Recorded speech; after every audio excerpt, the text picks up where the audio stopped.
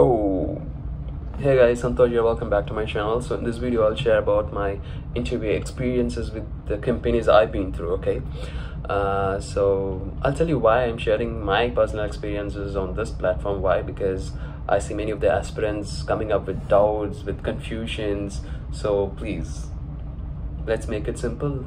You know, life is short and simple, so just be clear. It's not that hard. It's not that like the confusions you have. So just be calm and cool. I'll tell you what, like, my experiences. So just get an idea of this video and relax. Okay, so the main aim of this video is just be relaxed, be calm. You will get what you want in your life. Okay, so I'll share my experience. Let's get into the content. So my first interview experience was with a company named VR Maritime. That particular company had only two rounds of interview. The first round was essay writing, and the topic was related to the shipping sector. You know, I don't exactly recollect the topic which I was given, but it was related to a global shipping. If I'm not wrong, it was about global shipping. So we had an essay writing, and the second round was about technical, technical part.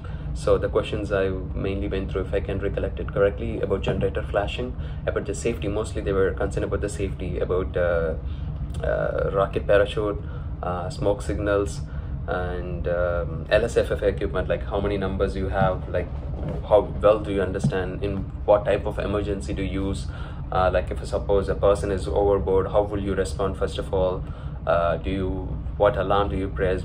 Where do you think you can go and find a guy? Like, how will be your first response?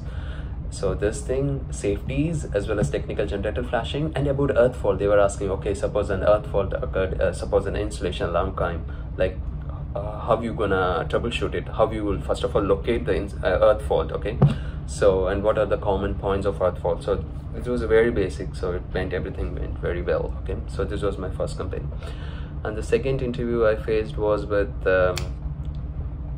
Anglo Eastern. Yeah, by the time I completed, it was 2016, and COC started coming up. So this particular company had a demand for electrical offices with COC, so they contacted the COC holders and they kept an interview. The first part of the interview with Anglo was psychometry. So this was the first time I went through a psychometry test, and it was a good experience. Psychometry test is nothing but you have a lot of English questions, maybe you can refer in the online sample psychometry test you can go through. So the first round was psychometry test, and the second round was objective type questions. Yes, objective type questions. There were like 40-50 objective type questions, full of technical and safety, mix of safety and technical part. In fact, there were even small mathematical calculations that were included in Anglo's objective type questions. So upon objective type question, then it was final, same like VR Matam, final face-to-face technical interview, And in the Anglo face-to-face technical interview, if I'm not wrong, if I can recollect it correctly, he was asking about since my second shift was containers, he was asking about my container shippings, like about reefer compressors, about troubleshooting of reefer compressors, about high voltage system. You can collect it, but Anglo's technical interview was not as easy as VR Maritime. They were much deep into the topic. Okay, it was like around it was same like my COC exam. It took around like 40-45 minutes of technical round. Okay, so this is with Anglo. So okay, the only thing was technical part was a little bit with Anglo, but it was again good. Then I went with Maersk Line. I think I have already posted a video regarding that. Maybe guys, you can watch that video. Maersk ETO interview is the topic of that particular video, so you can go and watch that video. And then what else? Anglo, this, that. In between I had one more. Yeah, and Synergy interview was also a decent interview. It was not that difficult. It was also an easier part. In Synergy, the thing is, I had first objective type, and the second after objective type question, what I had was a call from Kochi office in Kerala. Staff, electrical superintendent get in touch with me. He shared an electrical diagram, and he told me to explain about that particular diagram, and it was about emergency fire pump. Yes, about emergency fire pump circuit diagram. He gave it, and he sent me through a WhatsApp, and he told me, okay, now explain me this diagram, like how it works, how it what is the starter type, like how exactly the motor starts, like where all the relays, what are all the relays in use, I mean the functions, what is 4x for, what is 3x, 5x, there were the names of the relay, like starting relay, how it starts, where it gets the signal, how, so these all, okay. And he was asking like what wrong can go wrong in the circuit, like okay, suppose, okay, so this is the thing, I don't want to get more. So first round was objective, second was circuit diagram you have to explain, and third was the technical interview.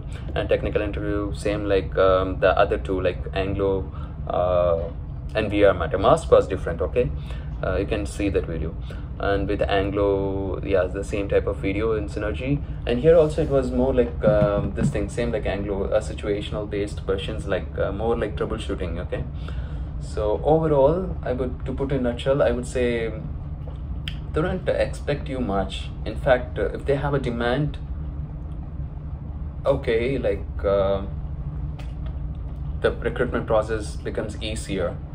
In fact, if they don't have a demand, and if you're applying by your own, and when they're gonna have an upper hand on you, then the interview process becomes a bit complex, if I'm not wrong. I mean, like they go deeper and deeper to pick the best out of the candidates available in the market, okay.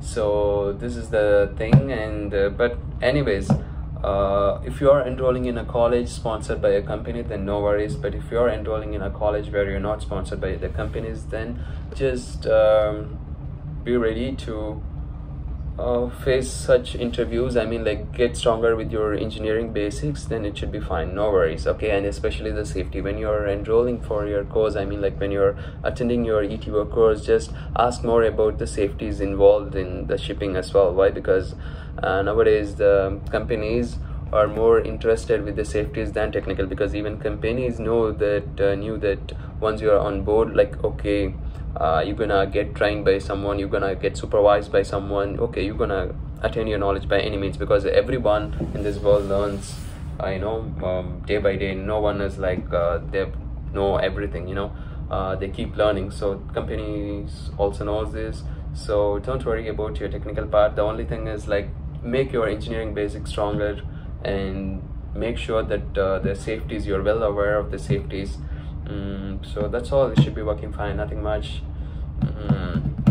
The only difficulty I faced is with Anglo technical interview. They were asking about, okay, boiler suit blowing. Okay, boiler suit blowing is happening now, what is your action? Like, your equipment's radar and everything will be running, and during a suit blow, like, how you respond. Like I was like I was not much aware, like, suit blowing.